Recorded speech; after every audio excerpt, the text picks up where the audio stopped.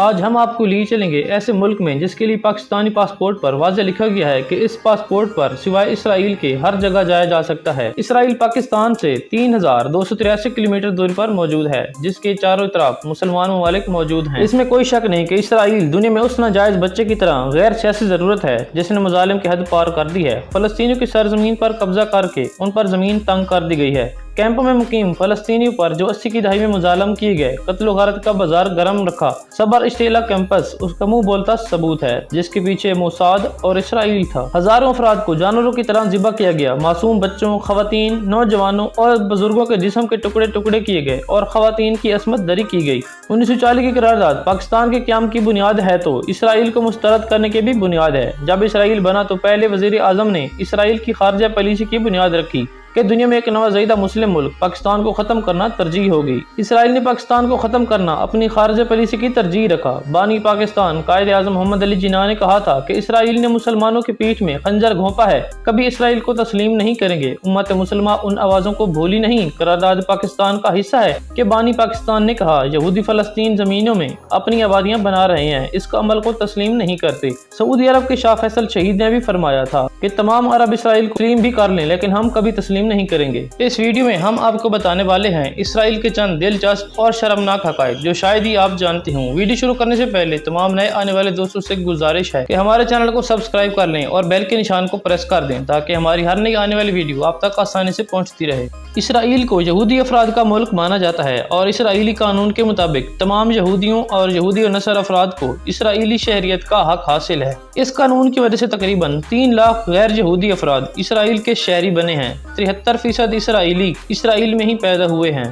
اسرائیل کی 2 سرکاری زبانیں ہیبریو اور عربی ہیں۔ ہیبریو زبان اسرائیلی اکثریتی زبان ہے اور سرکاری امور اس سے نمٹائے جاتے ہیں۔ 10 لاکھ سے زیادہ افراد روسی بولتے ہیں جبکہ فرانسیسی بولنے والے اسرائیلی افراد 7 لاکھ کے لگ بھگ ہیں جن کی اکثریت شمالی افریقہ سے آئی ہے۔ اسرائیلی آبادی کا 16% حصہ مسلمانوں پر شامل ہے، مسیحی 2% ہیں جبکہ دروز 1.5% ہیں۔ عالمی بینک کے مطابق کاروبار میں آسانی کے حوالے سے اسرائیل خطے میں تیسرے جبکہ دنیا بھر میں 38ویں نمبر پر ہے۔ امریکہ کے بعد اسرائیل میں دوسرے نمبر پر سب سے زیادہ سٹارٹ اپ کمپنیاں ہیں۔ شمالی امریکہ سے باہر اسرائیل کی کمپنیاں سب سے زیادہ نسڈیک میں رجسٹر ہیں۔ شمسی توانائی میں ترقی کے حوالے سے اسرائیل پیش ہے۔ پانی کی بچت اور جیو تھرمل توانائی کے حوالے سے اسرائیل دنیا میں پہلے نمبر پر ہے۔ اس کے علاوہ سافٹ ویئر، مواصلاتی اور لائف سائنسز میں ہونے والی ترقی سے اسرائیل اب سلیکان ویلی کا مقابلہ کرنے کے قابل ہو گیا ہے۔ اسرائیل مغربی ایشیا کا ایک ملک ہے۔ اسرائیل خود کو یہودی جمہوریہ کہلاتا ہے اور دنیا میں واحد یہود اکثریتی ملک ہے۔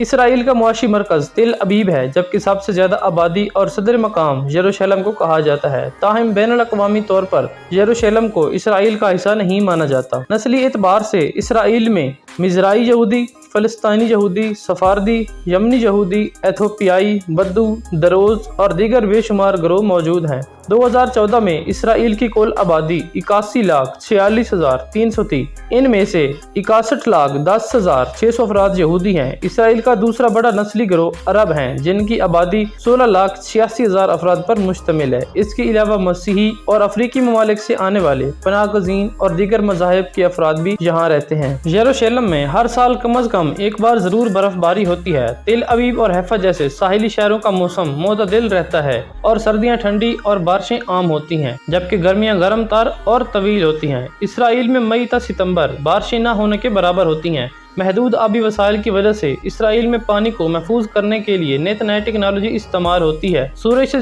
زیادہ فائدہ اٹھانے کے لیے شمسی توانائی پیدا کی جاتی ہے۔ فیکس شمسی توانائی سے بجلی کی پیداوار میں اسرائیل سب سے آگے ہے اور تقریباً تمام گھروں میں پانی شمسی توانائی سے گرم کیا جاتا ہے۔ اسرائیل میں 4 مختلف نباتاتی جغرافیائی علاقے ہیں۔ یہاں نباتات کی کل 2,867 اقسام پائی جاتی ہے جن میں 253 غیر مقامی ہیں۔ اسرائیل میں کل 380 نیچر ریزروز ہیں۔ تل ابیب سے 45 منٹ کی مسافت پر موجود یروشلم یہودیت، عیسائیت اور اسلام کے لیے ایک مقدس شہر کی حیثیت رکھتا ہے۔ یہ شہر مسلم، یہودی، عیسائی اور آرمینیائی علاقوں میں تقسیم کیا گیا ہے۔ پاکستان کی اسرائیل سے متعلق ریاستی پالیسی عدم تعلقات کی ہے کیونکہ اسرائیل کو فلسطینیوں کے علاقوں میں زبردستی بسایا گیا ہے، اس لیے پاکستان اسرائیل کے وجود کو تسلیم نہیں کرتا اور فلسطینیوں کی جنگ آزادی میں ان کی حمایت کرتا ہے۔ اسی اصول کی بنیاد پر ریاستی سطح پر پاکستان کے اسرائیل سے تعلقات ताल्लुकात नहीं हैं। कोई भी पाकिस्तानी बिला वास्ता इसराइल का सफ़र नहीं कर सकता, कोई भी डायरेक्ट फ़्लाइट इसराइल नहीं जाती, ताहम किसी दूसरे मुल्क से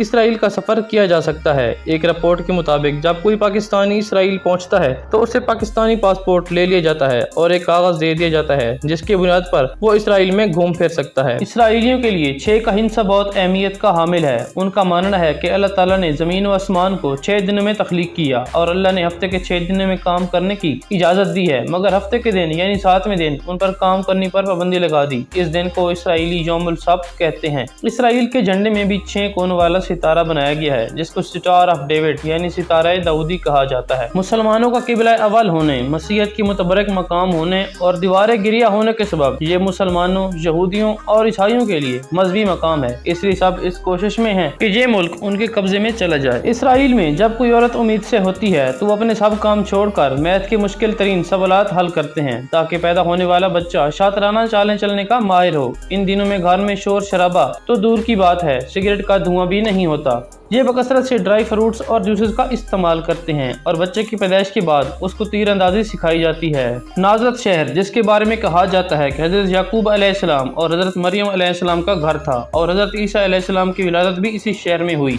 इसराइल में सबसे बड़ा जश्न का दिन हैप्पी पासोवर यानी ईद फसह होता है जो 7 दिनों 15 अप्रैल से 22 अप्रैल तक मनाई जाती है। ये दिन फिरौन से आज़ादी के तौर पर मनाया जाता है। इसराइल ऐसा मुल्क है जिसके स्कूलों में जब अलजबरा पढ़ाया जाता है तो प्लस का साइन इस्तेमाल नहीं किया जाता बल्कि उल्टा टी के जरिए वजाहत कर दी जाती है। इसराइलियों के नजदीक प्लस का साइन क्रिश्चियन की अलामत है और वो यहूदी होकर इस साइन को इस्तेमाल नहीं कर सकते। इसराइल इतना छोटा मुल्क है, अगर आप इसके एक किनारे से दूसरे किनारे तक दौड़ना शुरू कर दें तो आप 2 घंटों में इस मुल्क को पार कर सकते हैं। अगर दूसरी 2 सिमतों की तरफ दौड़ना शुरू कर दें तो 9 दिनों में आप इस मुल्क को पार कर सकते हैं। उम्मीद करते हैं आपको हमारी वीडियो अच्छी लगी होगी। मजीद इस तरह की मालूमाती वीडियोस देखने के लिए हमारे चैनल को सब्सक्राइब कर लें और बेल के निशान को प्रेस कर दें ताकि हमारी हर नई आने वाली वीडियो आप तक आसानी से पहुंचती रहे।